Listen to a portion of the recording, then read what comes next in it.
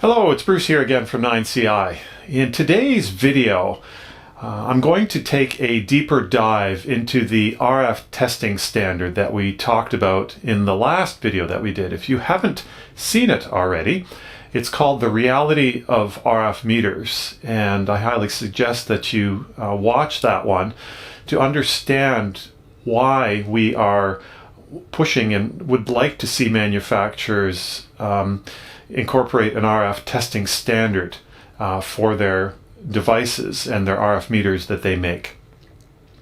So again, please watch that video. I'll just summarize again. We want to encourage manufacturers to back up their claims. If a meter manufacturer says that it covers 10 megahertz to 60 gigahertz, how are they determining that? How did they determine that? And can this result be duplicated in other test facilities around the world? And as I said before in the previous video, one of the frustrations that we've had over the years is the massive amounts of meters that are on the market that make certain frequency response claims or frequency range claims, and people that don't know a lot about this just make the assumption that, okay, this meter is going to be its claimed accuracy across that entire range. And as we talked about in that previous video, that is simply not true. That's in the nature of broadband RF meters that cover such a wide frequency range. In this price range, it's very unrealistic to have a meter that has a true response of much better than plus or minus 4 or 6 dB. This video will be moderately technical, but I'm going to try and not get too detailed on it. I've made myself a little checklist here so that I can keep on track, but this video might be a little long, so brace yourself. So the other reason that we feel compelled to make this video is recently we came across a study out of Germany that it was really unfortunate to see. The intentions were good. We applaud that people are trying to, in the best way they can, compare meters, and a lot of work was done for making this this study that was done on multiple meters.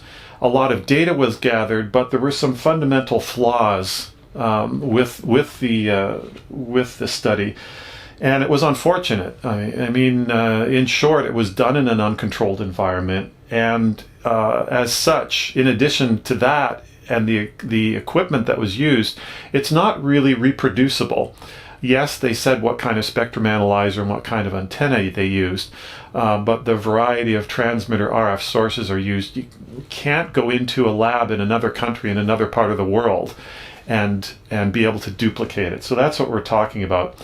And unfortunately, there are lots of tests like that are out there, and people, again, like I said in the first video, it's good intention. People want to dive into what their meter can or can't do, and that's good. But what poor studies and poor testing does is perpetuate the notion that, in this case, it perpetuates the notion that there's a lot of, most of the meters on the market, if not all of the ones that they tested here, are poor, and it really doesn't matter which one you get because they're all kind of they're all bad anyway. And the way they display the data, again, for somebody that doesn't know a lot about this, leaves them just kind of confused, and to be honest, it just leaves your head spinning. And again, it doesn't help what we're trying to talk about. A good test, and what we're talking about in this testing standard, a good test is easy to read the results from. Okay, so what is a good meter? There are basically three things. As I mentioned in the previous video, and we'll go into it a little bit more detail here, a frequency response plot. Okay, so on the horizontal axis there's frequency, on the vertical axis is the relative response, and we're plotting it in decibels. So basically, the smoother and the flatter that line is, the better the quality of meter. Okay, and then the other thing is it's very easy to compare meters because all you have to do is superimpose different plots on the same graph. So, for example, here I'll put up here, this is a plot of the Safe and Sound Pro 2 frequency response, okay? If we want to see how it compares to another meter that's not very good, we simply overlay that meter's frequency response plot here, and you can clearly see, okay, well, why are those curves different? Well, okay, it doesn't have the plus or minus specification as the first plot showed. Okay, so what makes a good meter? As smooth as possible plot. It can't be a flat line. That's unrealistic. Okay, so that's the first thing.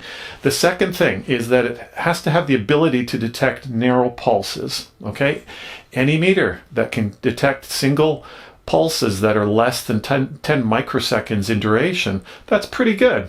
Okay, but unfortunately there are a lot of meters out there that don't do well below 100 microseconds, and there's even some that don't detect narrow pulses at all. I mean, we're talking milliseconds that it isn't even accurate at.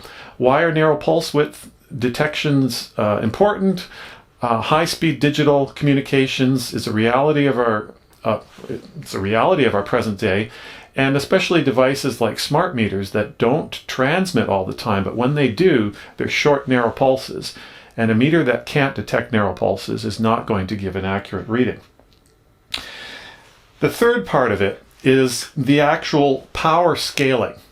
Okay, so that when a meter says, for example, 1000 microwatts per square meter, that when the power is dropped by 10 dB or 10 times, that in fact says 10. Or it increased in orders of magnitude, which means 10 times. So in other words, that the meter in fact does represent and does accurately measure 10, 100, 1000, 10,000, a million microwatts per square meter, and in some cases meters are capable of 10 million microwatts per square meter in the case of industry meters. So seems basic, but you'd be surprised of the amount of meters on the market that just don't have accurate power scaling, and that's a basic thing. So with these things in mind, we are going to jump in now to the testing standard, and the testing standard is done in 3 parts. So let's jump in. Okay, the first part, and the most important and the most difficult part of the testing standard, we'll get that out of the way first, is generating the frequency response plot. Okay, so how is that done? Again, I'm going to be consulting notes so that I can keep myself focused here. It has to be done in a controlled environment. Okay, and we are suggesting an RF anechoic chamber. We went into this in detail in the previous video again, but a controlled environment doesn't just mean an environment that's quiet, that doesn't have a lot of RF sources, as was that test that was performed in Germany that I was talking about earlier. No, a controlled environment is an anechoic chamber, okay, that doesn't allow RF to reflect around. Reflections cause measurement errors. And anybody that has an RF meter knows this. When they walk around their home, the readings are going up or down. That is constructive and destructive interference. You cannot do accurate and reliable testing unless you're in a controlled environment. And when I say controlled, I mean controlled with reflection. So we're suggesting an anechoic chamber. There are many anechoic chambers available throughout the world. They're very commonly used for testing and calibrating RF transmitters and receivers. So chances are there's an RF anechoic chamber near you. Now, we have mentioned that we do tests in a reverberation chamber. Okay, that's another concept for testing RF, because we're interested in exploring testing and how meters perform in multipath environments. But those tests are a little more complicated, and again, we want to keep an easy standard that can be done anywhere around the world. So, As I mentioned before, the equipment that's used in the lab has to be NIST traceable. Okay, it has to be calibrated equipment, and that's usually not an issue. A commercially run RF testing facility, they will have certificates, and they'll be able to provide you when they give you a test report of the tests that they did of all the equipment and their certification numbers and when it was calibrated. Okay. So the other thing, the next part of it is that we're suggesting for this standard a test power density of 1,000 microwatts per square meter. So at the test point in the chamber, we're calling a device under test. They use this term DUT.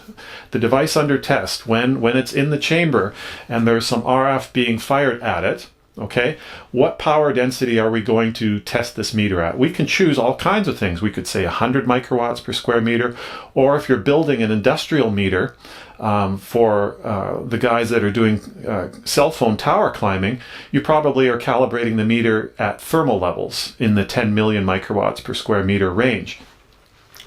We're suggesting 1,000 microwatts per square meter. There was a manufacturer that I talked about many years ago that first got me interested in this when I first started exploring this technology.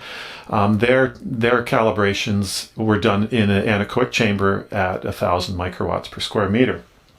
Okay, so in the chamber, that power density of 1,000 microwatts per square meter, we'll get into this in a second, but that when it's being received by a calibrated antenna and then going into a spectrum analyzer in the control room for the RF chamber, that spectrum analyzer is going to measure an RF power of 116 dB microvolts per meter. Okay, now for many people listening to this, it's okay if you don't understand that, but the people that are working in this facility will understand. Okay, that's the power density that we're going to be referencing.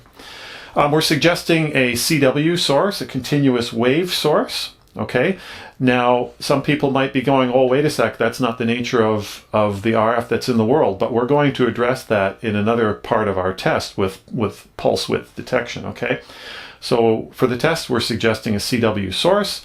Now there are a couple of meters on the market that do not measure CW sources.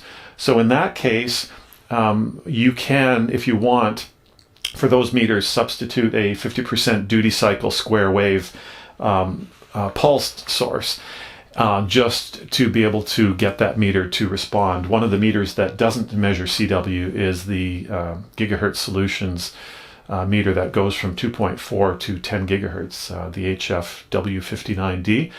When we had that in the lab confirming the results that Gigahertz Solutions claimed, which I'm happy to report, we had to provide that meter a square wave pulse source in order for that meter to work. For the test standard, we are proposing a distance of 3 meters. Okay, you can pick 1 meter or you can pick 10 meters. 10 meters, there aren't a lot of RF chambers that have that kind of space. 3 meters is a comfortable distance. The majority of RF anechoic chambers that are around the world will be able to accommodate a 3 meter test distance. The other reason for 3 meters is that we are proposing a test frequency range down to 200 megahertz. And when you start getting a test distance that gets down to 1 meter, that can have some near field effects that we don't want to see. So we're suggesting a test distance of 3 meters. We're suggesting a test height off the ground of 1.5 meters. Again, that is a practical height for most adults in the room. They can work at eye level and see what's going on. Okay, the reason that we're specifying height off the ground is anechoic chambers are most effective on the walls and ceilings for RF absorption, and tiles are placed on the floor around the test area to prevent reflections from the floor. But obviously there is there isn't going to be the same floor tile coverage because there's the reality of having to get into the chamber to be able to set things up. And so we're just suggesting, okay, if there is a potential variable, we're suggesting keep it at 1.5 meters. Okay. We're also specifying that nobody be in the RF chamber during the test. Okay. There have been some tests done in the past where people are in the chamber, but what they forget to understand is that human beings are mostly made up of water, which can help absorb and reflect RF. So if you're standing in the chamber, there's a few reasons for that. Your body is going to influence the readings of the device under test. And at higher power levels, the last place I would want to be standing is in the chamber in the path of a horn antenna radiating that much power towards the device under test. Okay, so not in the chamber. So closed circuit cameras, and again, most RF testing facilities have that in place because the kind of testing that they do often involves subjecting products to very high powers of RF to see if they misbehave. As I mentioned before, we're suggesting a test frequency going down to 200 megahertz. Now again, this depends on the meter. If you're marketing a meter that's only going to cover, let's say, 1 to 5 gigahertz, well then you don't have to test down to 200 megahertz because you're not going to make those claims of frequency response. But if you are making a frequency response claim of 10 megahertz to 10 gigahertz, well then your test better include 10 megahertz.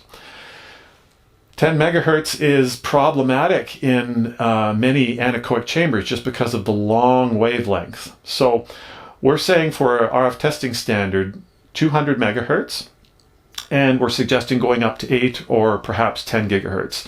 Most of the tests that we do go up to 10 gigahertz, even though a lot of meters that we've tested in the chamber only go to 8 gigahertz. We just want to satisfy our curiosity. Okay?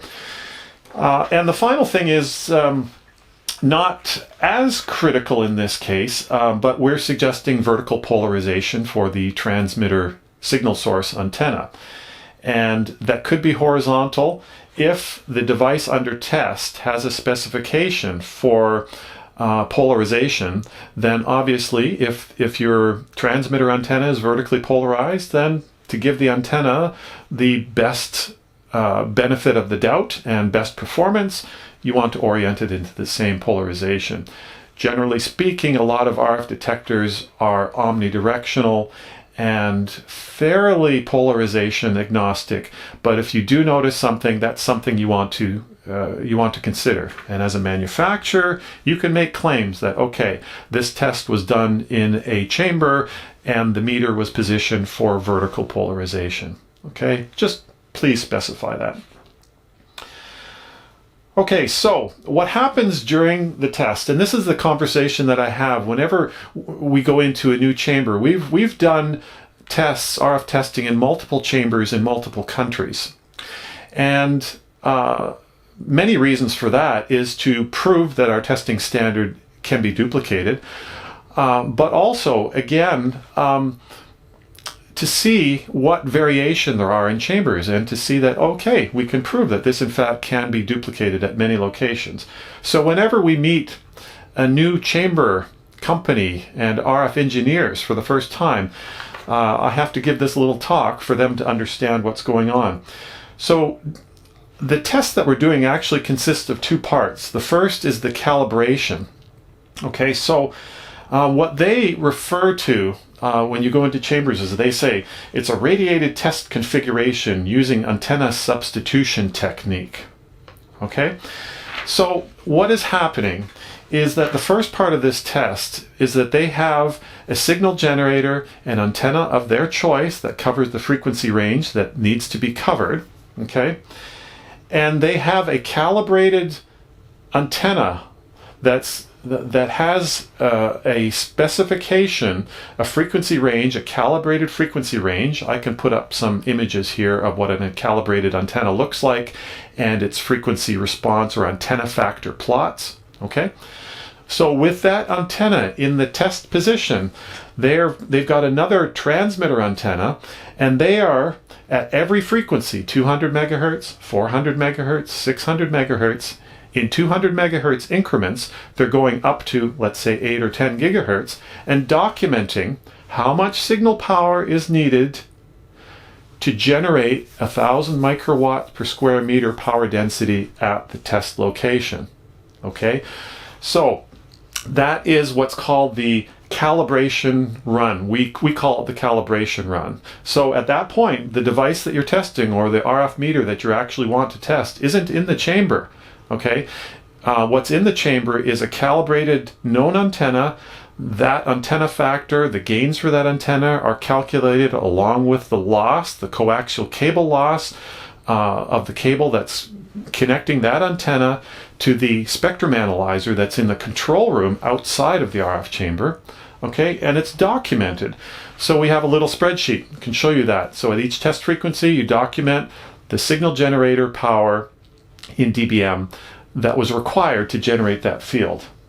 Okay, so then this comes to their point of the substitution, using the substitution technique. Once all that stuff has been documented, then the calibrated antenna is removed from the chamber, and then the RF meter that we're testing, the device under test, is now sitting in that exact location. Okay, and that is substituted for the antenna. And then basically the actual testing run is documenting at each frequency what the device that you're testing, what it's reading on the screen compared to the expected 1,000 microwatts per square meter. Okay, it sounds simple, and it is very simple. So basically you expect 1,000 microwatts per square meter, and if the meter shows 1,000 microwatts per square meter, great. Okay, the difference between those two readings, okay, is called a correction factor. Okay, that's just the ratio, and that correction factor can be plotted as a frequency response plot. Okay, there's an equation to convert that ratio into a decibel ratio, and it's simply plotted. Okay, and there's the example of that. The second part of the testing standard in the chamber is the power scaling. Now for this, we're suggesting that this power scaling be done at 2.4 gigahertz. Why 2.4 gigahertz? I would have to say it's sort of like the most popular frequency in our area of concern right now. Okay, there's a lot of devices that emit radiation in that frequency range, so that's why we're picking 2.4 gigahertz. So that is the first part of the power scaling. The second part is in the chamber, via the closed circuit camera at 2.4 gigahertz, you're going to step the power down in suggested 10 dB increments. You could do it in 3 dB increments, but basically step down the power 10 dB, and does your meter show 100 microwatts per square meter instead of 1,000? Step it down another 10 dB. Okay, does it show 10 dB? And step it up, and this is where you don't want to be in the chamber. Increase the signal generator power to 10,000 to generate 10,000, 100,000, a million, or perhaps even 10 million microwatts per square meter at the test location. And as I said before, you definitely don't want to be in the chamber during a test like that. Now, part 3 is the pulse width test. This does not have to be done in an anechoic chamber. This can be done in a controlled environment, and that can simply mean an environment that doesn't have a lot of external sources. In other words, an RF quiet environment. Again, we're suggesting the pulse width test frequency be 2.4 gigahertz for the same reasons that I said before. And quite simply, the test is what is the narrowest pulse that this device, that this RF meter, is capable of accurately and consistently measuring. Okay, so you're starting at a higher pulse width, let's say 500 or 1,000 microsecond, a single pulse, and noting what its reading is. Can it catch it?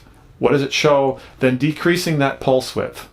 Now the other part is optional depending on the meter. If you are manufacturing or testing a meter that has an average reading on its display, then at some point you want to test that the meter accurately represents the duty cycle of the RF that it's picking up, that it's receiving.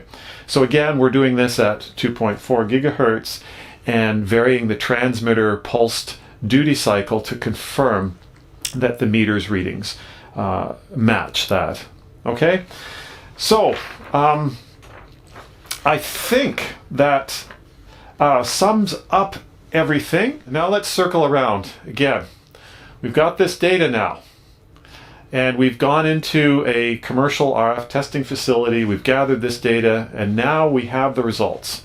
Okay, so as I mentioned before, the idea for the testing standard is that the results can easily be read, and the results can be compared easily to other meters. And many times, in the time that we've booked in chambers and rented in chambers in different locations, we've tested multiple meters.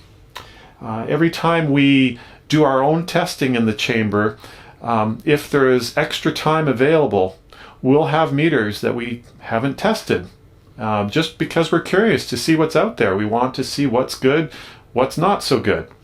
So, but again, the results are so easy to compare because we can simply overlay the plots, the frequency response plots, on the same scale. Okay, so the idea is that this is something that can be done in any chamber, in any place in the world.